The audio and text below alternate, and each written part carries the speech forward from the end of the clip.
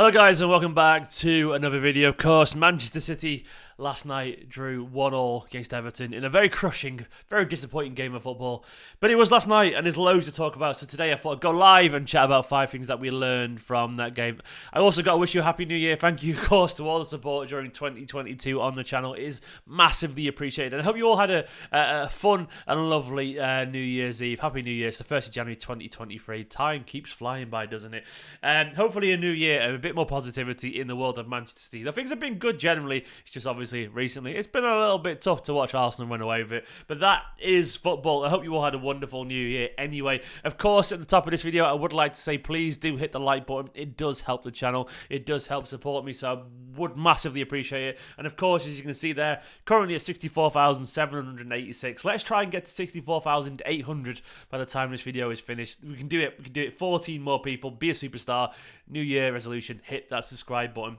Hello to everyone in the chat already. We've already got a super chat in. I'm going to start by going to that super chat. And thank you, of course, to the super chats. Kai Baza.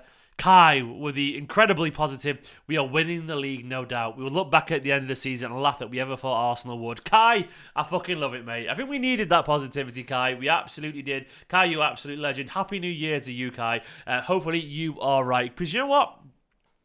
I am going to moan a little bit in this video, but let's just bounce off what Kai said anyway, because do you know what? City have been further behind than against Liverpool and whatever, and we're chasing teams down, United, Liverpool, whoever, and we've done it plenty of times. So if there's one side who can do this, and there's one side who can drive forward, it is Manchester City Football Club. So maybe, just maybe, Kai is onto something. Kai, you're a superstar, mate. Fingers crossed that you are right. Of course, there's loads more we can always talk about, but these are just 5 things that I personally took from it. Before I dive into the 5 things, I'll just let you know where my head is at.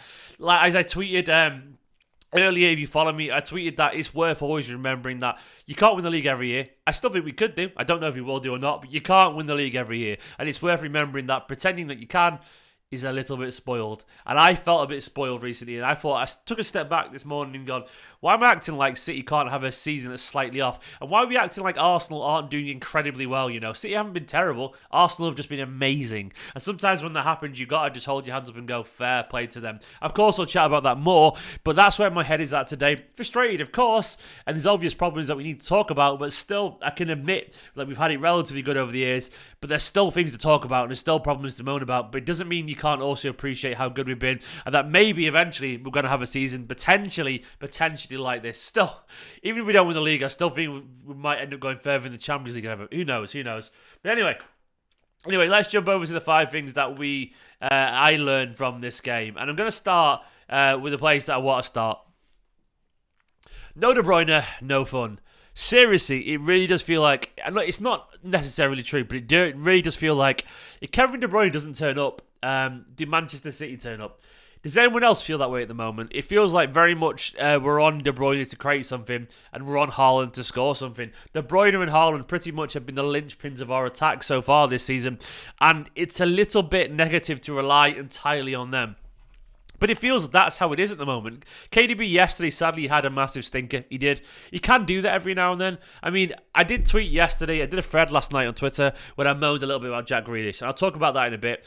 And everyone was saying, why aren't you talking about Kevin De Bruyne? And again, my argument was, well, De Bruyne is not a discussion more that he just played badly. But Grealish is a broader discussion about his contribution since he joined Man City, where there's no discussion about De Bruyne's contribution. He just had a bad game. He's got so much credit in the bank that it's not worth dissecting, if that makes sense. But what is worth dissecting, in my opinion, is not De Bruyne's performance, it's what De Bruyne's performance meant for Manchester City. If De Bruyne doesn't play well, it feels like Man City don't create chances and play well. That, to me, is why it's a little bit concerning that when KDB doesn't turn up, there's no fun to be had, really. He is the crux of Manchester City's attacking impetus at the moment, especially given the next point, which I'll talk about in a second. But it does feel like it's all on KDB, and KDB, if he has a game like yesterday, and honestly, he was shite. He was absolutely shite. I can admit it. Look, KDB is such a dramatic player. Like, he's such a dynamic player that it either works or he doesn't. I've said many times on streams and videos, KDB is shite until he's brilliant. Like, genuinely, there's no middle ground. He doesn't really have an okay game. He has terrible ones or brilliant ones. It either really works or it really doesn't. And that's fine, man. That's fine. Like, that's Kevin De Bruyne. He's still absolutely special. He was great over the last couple of games, and he didn't have it last night. That's fine. KDB's got loads of credit in the bank. There's no further discussion, but it is worth pointing out that we probably are a little bit too reliant this season in particular on Kevin De Bruyne. And I do wonder if that's because of the next point I would like to talk about. Pacey Wingers, please, Manchester City Football Club. Grealish is the picture there. I'm not just trying to personally call out Grealish. I also mean this with Riyad Mahrez as well in general, and just Manchester City in general. I feel like City have gone very, very predictable in terms of how we use our wide play. We've gone from having wide wingers years ago, of course. It's been a while now. City haven't been that for a while, admittedly. But we used to have Sterling at very least, who was a pacey winger, who could beat people. I don't mind inverted wingers, by the way. I'm not asking for width here. I guess I'm asking for natural dribblers. Mahrez can be, but he's lost a lot of that. And actually, last night was the exception to the rule. Mahrez has not done that for a long time, where he beat his man and used his right foot. More of that, Mahrez. That'd be great. But City, in my opinion, are lacking dynamic players. They're lacking the kind of people who are going to beat a player one-on-one. I'm going to talk about both of them individually, so I'm not singling anyone out, but I am going to start with Grealish. Grealish last night, I don't think Grealish played badly, but he didn't play great. And I guess my issue with Grealish is that it's felt rare that he has played great. And I guess what Grealish is, to me, he isn't a natural winger. He's a wide playmaker who loves to drift inside, an old-fashioned 10 really, but who starts on the left. And what I did this morning, I sat there and thought, you know what, I'm going to remind myself of what Jack Grealish is. Like, is he better than what I remember? I swear he is. And he is. I went and watched compilations of what he did at Aston Villa, and I did sat there and watched him, and he was so creative. But do you know what he was doing? He was getting the ball out wide, drifting central, finding pockets of space. He was linking up on the right, on the left. He had overlapping fullbacks doing this and that. He wasn't just stuck on the touchline, asked to dribble past one fullback, which he's never been good at doing. He was allowed to drive into space. And I'm not saying Guardiola's wrong to do it. I'm saying more, why are we wrong to sign him expecting to be something that he isn't? Like, I really worry if genuinely he's not what we hope he is in terms of a winger. I do worry if Grealish can't do that. Sterling could do it. Sane could do it.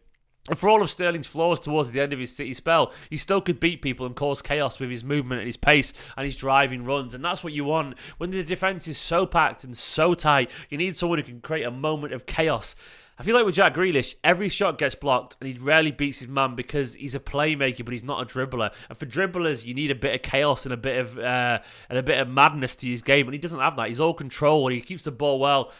But he's not going to help us break down these teams often. And it's the same with Mahrez for different reasons. Mahrez is getting a bit older now. He rarely beats people. Last night, as I was saying, was a one-off actually that he actually did that. But these days, Mahrez can't really run at people with pace and beat a few people. He's just lost a little bit of edge to his game.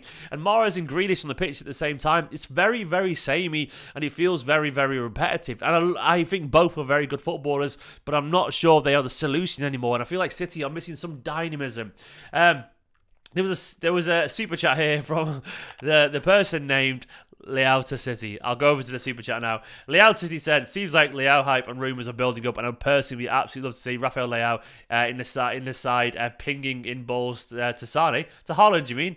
Not Sane? Maybe you do mean Sane. Maybe you want Sane as well. Maybe that would be nice, wouldn't it? And that's I guess the point. Rafael Leao, natural winger who's young with a little bit of pace. I'm still not definitely sold on Leao, by the way. I feel like he's more a slightly creative kind of cuts inside. I think he's a bit more Sancho with his style. Correct me if I'm wrong, but I don't think he's a real explosive winger, and that's what I personally want. Still, Leao is a more natural winger than Grealish, so I'll take that in a heartbeat. Thank you for the super chat, mate. But Leao coming in would be wonderful. I wonder if he will do or not. But that's where we're at, man. Like, I'm not trying to slag off individually Grealish. I'm not trying to slag off individually Mahrez. I'm just trying to say that Manchester City have lost a lot of dynamism out wide, and I feel like we've just lost what we once had. We've lost a little bit of creativity. And when we've got Rico Lewis, who I think is great, by the way, essentially playing as a defensive midfielder, and then you've got Nathan Ake, who's kind of sort of as a left back, but not. He's a wide centre back. He offers nothing going forward, Ake, and Rico Lewis isn't allowed to get forward. You've got no natural width at all. You've got Grealish, you can't beat people. Mahrez is getting old. Then Ake and Rico Lewis. It's just the very uncreative. It's a very uncreative width, and we need a bit of pace out there and a bit of explosiveness. And City, please do that.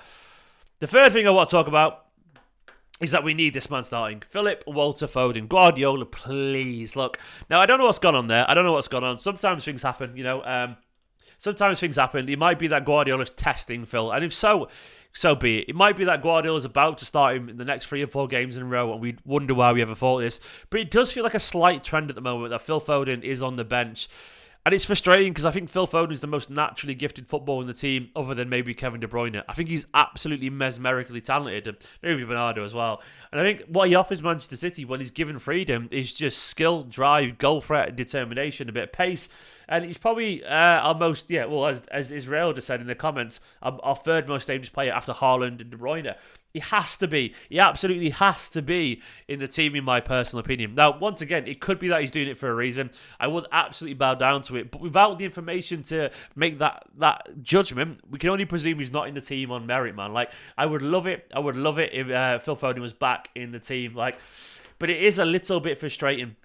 It's a little bit frustrating to sit there and watch Phil Foden just not getting the team, man. Not getting the team, because we do need him to be involved. Because when he came on last night as well, he looked instantly more threatening. He did. City just looked better. They did look better. And as much as I respect the players and the managers and so on, as a City fan, I just fucking love Phil Foden. And I think he offers so much dynamism. To me, the team should be built around him.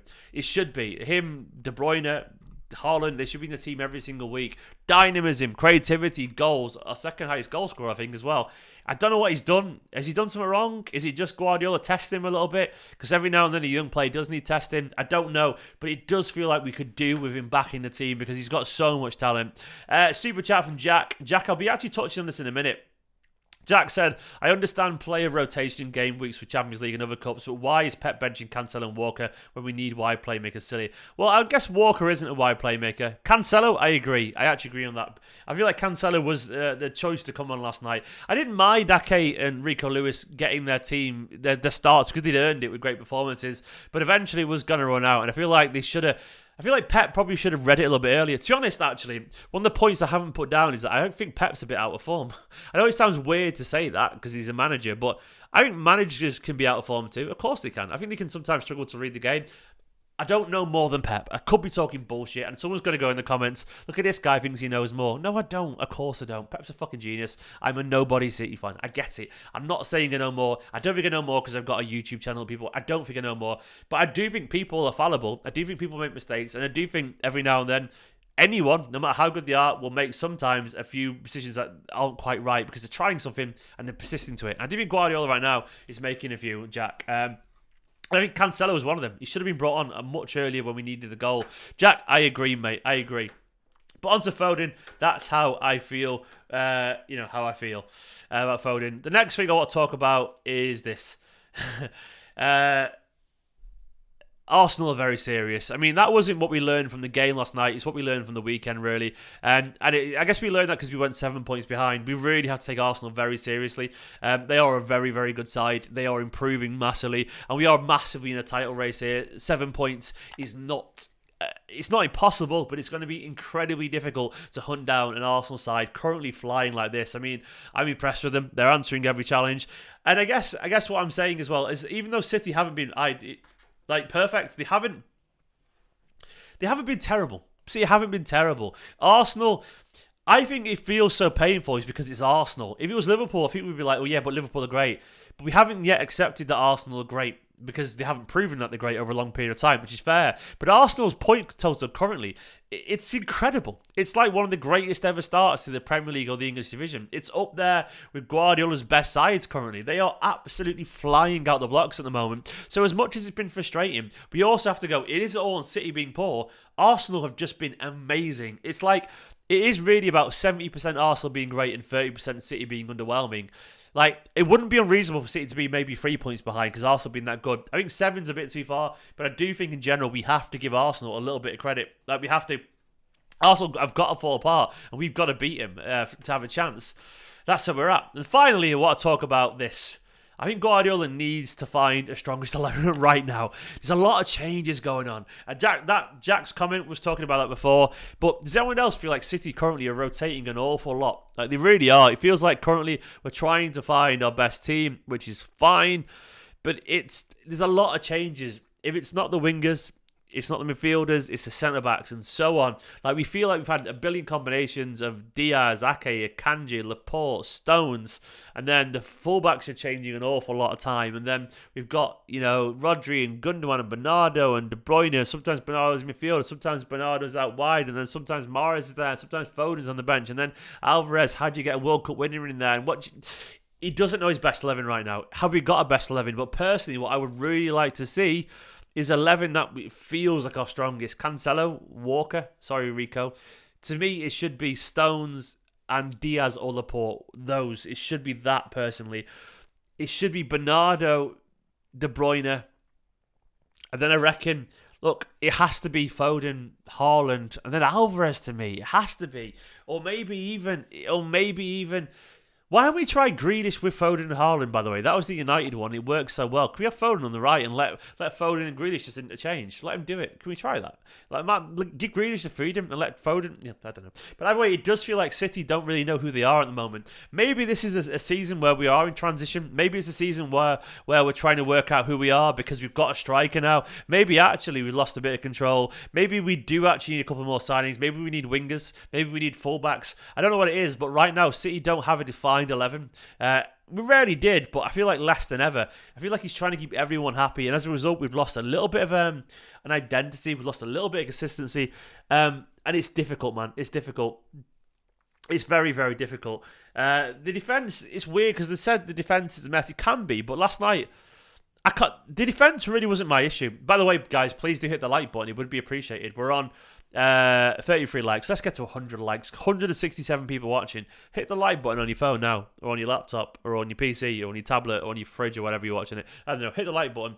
But like, the defense hasn't been great, but like, it was a 0.02 expected goal effort, and he's put it in from 20 yards in the top corner on their only shot on target. It was stupid. Maybe they should have been a bit tighter, but like, it was just. How the fuck does that always happen to Man City? Like, that wasn't bad. It wasn't terrible defending. It was slightly slack defending in a usually very unthreatening area. You know what I mean? It was slightly slack in an area where basically no one ever scores from. But it was slightly slack and then someone scored a worldie. It wasn't like they just let the ball run right through the centre out. No one stopped running.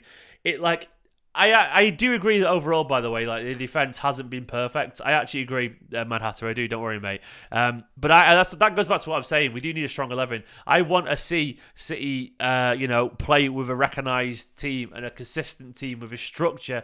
But it does feel like things like last night as well, for fuck's sake, happened. And then you sat there going, it's just happened again. Just constantly, we're getting so close to getting it right, and then. It's difficult. It is difficult. I mean, you could sit here and talk about 1,000,000,010 things with Manchester City, but I do think that the heart of the issue, for me, one of the issues anyway, is that City don't really know who they are, and they currently don't have an identity. I do want this City side to fix that. I want them to be better. I want them to know who they are. I mean, who have we got coming up? Let me just remind myself of the fixtures over the next few weeks. So we've got, obviously, Chelsea, Southampton United, Spurs. So Chelsea, look, I know we're playing Chelsea a lot, but on Thursday, Chelsea, didn't Chelsea just play tonight and drew with Forest? Yeah, they did. And to be honest, Forest were the better team for what I recall online. I didn't watch the game, but I'm not fearing Chelsea. But I would love to see City try something different, and I'd love to see Guardiola be a bit more ruthless, and I'd love to know what he's saying. I know, by the way, everyone got frustrated by him saying he was satisfied with the performance. He might be, but I also got to say, we shouldn't really take him on his word for this, by the way. We all know, everyone knows by now, Guardiola will always say nice things in press conferences. He always does. He never slags off his team collectively. He doesn't. It doesn't mean he's happy. I mean, people take him too literally. It's not the case of that. Guardiola is not an idiot, man. He's not an idiot. He knows when things haven't been ideal and so on. But I would love to see a few changes. I would love to see Guardiola kind of really start to get ruthless. And to be honest, there's nothing to suggest that he won't get ruthless. He's done it before. He always does tend to find a way. It might not happen. It might be that we've gone one step too far this season, but he does usually fix problems that we've got, and fingers crossed he will do. Guys, like button. Do it. Please help me out. We will see. We will see. Naz reckons we need Gundogan to play. He's been great at times this season. He has, actually. But then Bernardo should play, shouldn't he? You know, like, he's Bernardo Silva. I don't know, man. I don't know. I do envy it. And maybe, just maybe, you know, maybe it is a case of that this season may be the down season. And is that a bad thing? Yeah, of course it is. Is it a terrible thing? No, it isn't a terrible thing. Football does do this every now and then. Ultimately, winning 4 out of the last 5 is incredible. It's incredible. We want it to be 5 out of the last 6. We might make it 5 out of the last 6, but, you know, there's no guarantee ever that we're going to get this done. It's just difficult. It is difficult. And if Arsenal win the league this year, so be it. Fair play. Congratulations to them. I do think City will win some trophies anyway. I do think we're likely to win the Carabao Cup. Champions League is a weird one. Right now, imagine City didn't win the league but win the Champions League. I think we'd all be very happy, wouldn't we? Because that could genuinely happen. We'll have to see. We'll have to see. But I am not ready to give up on this City side. I think Guardiola, though, is ready, hopefully, to try some things because we do need to see him try some things. I mean, it can be frustrating, couldn't it? But they're the 5 things that I took from the game, of course. Strongest 11 is needed. You know, Arsenal are very, very serious. They are serious. We've got to take them very seriously right now. He said, we're in a race, man. We need to start Foden again. I feel like we do. Foden brings so much to this game, man. He does. Pacey Wingers, please, Manchester City Football Club. Natural wingers. Not creative playmakers, man. And no De Bruyne, no fun. Right now, it feels like if KDB doesn't turn up, it's not happening. And that, to me, isn't good enough, is it? It isn't good enough. City have to be better than that. It does feel, though, like we shouldn't get too upset. Like, we shouldn't get too upset. I'm not saying we're wrong to get upset, but, like, it's difficult. It is difficult sometimes, you know, to keep up that level constantly. And the thing is, we need to remember is that City aren't mugs. They're not mugs, you know. They will know. They will know when things aren't ideal. They are very, very switched on to this. They'll be looking at the squad right now and going, it hasn't been going well. I mean, I'll bring up the squad at the table right now. There we are. Arsenal, look at that, man. That's ridiculous. 43 points of 16 games. You got to give Arsenal credit. We've had a bad start. I think we're only 2 points off last season when we won the league. It's not ideal, but it's not been a terrible start. It feels bad because it's Arsenal there, but Arsenal have been insane, man. Like, Arsenal, 14 wins out of 16 for Arsenal. Stupid. It's absolutely stupidly good, and fair play to them. We've got to give them the credit. But we should improve. We will improve, and if we don't, I'm sure. Like, I saw some people online saying this is a race for the top 4. Come on, lads.